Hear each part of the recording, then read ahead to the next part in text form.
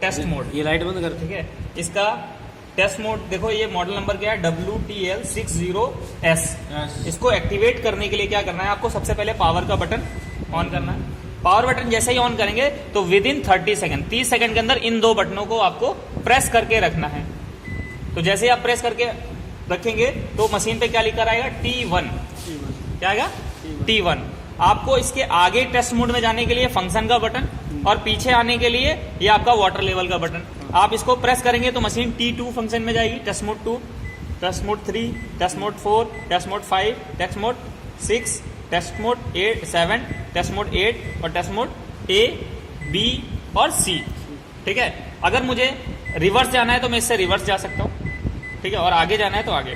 तो अभी हमने टेस्ट मोड सारे चेक कर लिए, कितने टेस्ट मोड होते हैं। अब इस टेस्ट मोड के अंदर क्या होता है इसको चेक करने के लिए मैं स्टार्ट का बटन प्रेस करूंगा। तो सबसे पहले स्टार्ट का बटन प्रेस करता हूं तो क्या लिख कर आता है, UI का मतलब यूजर इंटरफेस। कौन सा है, अभी यूजर इंटरफेस 1 चल रहा है इसमें, क्योंकि पैनल का डिजाइन अभी सारी मशीनों में एक ही आ रहा है। तो जैसे ही पैनल का डिजाइन चेंज होगा तो यूजर इंटरफेस 2 हो जाएगा। ठीक है, तो अब नेक्स्ट फंक्शन में जाने के लिए मैं क्या करूंगा, इसको प्रेस करूंगा तो T2 आ गया। इस फंक्शन में हम एरर चेक कर सकते हैं कि मशीन के अंदर कितने एरर आए थे। तो मशीन के अंदर मैं लास्ट 10 एरर चेक कर सकता हूं। अभी एरर आ रहा है, इसको मैं ओके करूंगा तो क्या आ जाएगा, 1। पहला एरर आया था मेरा E6। आगे के एरर चेक करने के लिए फिर वही फॉरवर्ड फंक्शन वाला बटन इसको दबाऊंगा तो E2। दूसरा एरर कौन सा आया था, E1। फिर से प्रेस करूंगा, तीसरा एरर कौन सा आया था, E6। फिर से प्रेस करूंगा, चौथा एरर E1 आया था। पांचवा एरर ब्लैंक है, कुछ नहीं है। छठा एरर ब्लैंक है, क्योंकि लास्ट 4 एरर ही मशीन के अंदर आए थे। ऐसे करके मैं लास्ट के 10 एरर चेक कर सकता हूं कि लास्ट में 10 एरर कितने आए थे। ठीक है, तो ये मेमोरी में सेव होते रहते हैं। जितने एरर है उतने आ जाएंगे, जितने एरर 10 आएगी, 10 ओनली 10 एरर तक आपको दिखाएगा, लास्ट के 10 एरर। बाकी अपनी मशीन में कितने एरर है, एरर तो गिने चुने एरर है, बट लास्ट के 10 एरर, जैसे आप देख रहे हो 2 एरर बार बार दिखाई दे रहे हैं ना, तो कितना एरर कितने बार आया वो आपको शो करेगा। वो करेगा। नेक्स्ट T3 हम चेक करेंगे आगे का एरर, आगे जाने के लिए T3 में स्टार्ट करेंगे तो क्या दिखा रहा है, ST का मतलब सॉफ्टवेयर वर्जन। मशीन के अंदर अभी कौन सा सॉफ्टवेयर वर्जन चल रहा है, प्रो चल रहा है, प्रो वर्जन चल रहा है। ठीक है, अब नेक्स्ट जाने के लिए हम T4 जैसे ही एंटर करेंगे तो आप देखेंगे सारी LED टेस्ट हो रही है, एक एक करके LED टेस्ट हो रही है।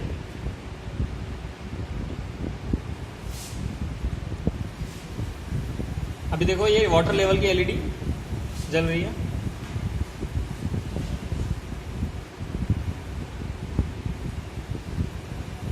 उसके बाद सारे डिजिटल डिस्प्ले चेक होंगे, सारे नंबर्स एक एक करके।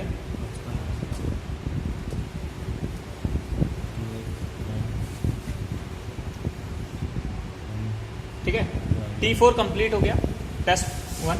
नेक्स्ट एंटर करने के लिए फंक्शन का बटन जाएगा T5 में हम एंटर करेंगे तो अभी CF लिख कर आ रहा है, उसके बाद से आएगा CD। जैसे ही CD लिख कर आएगा तो मेरा इनलेट वॉल एक्टिवेट हो जाएगा। मैं इनलेट वॉल को चेक कर सकता हूं, मैं खोलूंगा तो मशीन के अंदर मुझे पानी आता हुआ दिखाई देगा, अगर मशीन पानी से कनेक्ट होगी तो। ठीक है, तो मेरा इनलेट वॉल चेक हो जाएगा। उसके बाद नेक्स्ट T6 इस मशीन में ब्लैंक है, क्योंकि यहां पर हॉट वॉल चेक होता है, लेकिन मशीन के अंदर हॉट वॉल का भी फंक्शन नहीं है, तो ये ब्लैंक है अभी।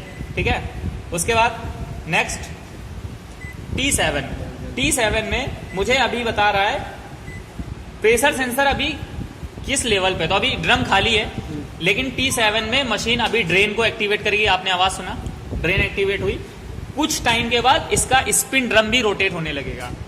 अभी आप देखेंगे, आपको यहां पर 1 मिनट का वेट करना है, 1 मिनट के अंदर आपका ड्रम रोटेट होने लगेगा। ठीक है,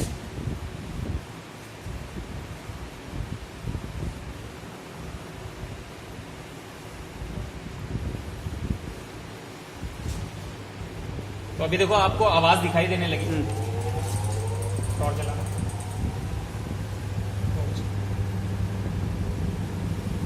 आप देख सकते हैं ड्रम रोटेट कर रहा है इसमें।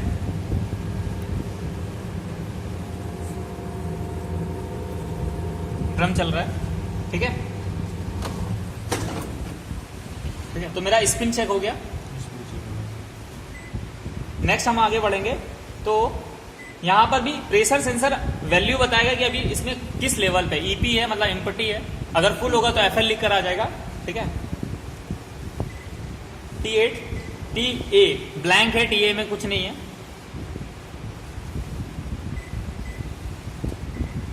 इसमें भी प्रेशर सेंसर की वैल्यू बता रहा है।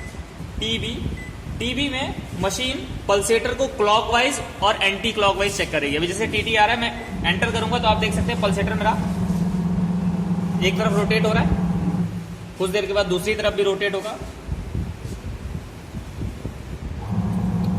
ठीक है। तो मेरा एंटी क्लॉकवाइज और क्लॉकवाइज चेक हो गया, ओके। टीसी ब्लैंक है, आगे फ्यूचर रेफरेंस के लिए अभी इसमें कोई फंक्शन नहीं है, ठीक है। कोई आरएल लिखकर आता है, ये ब्लैंक है, ठीक है, ये हमारे काम का नहीं है, ओके। Thank you.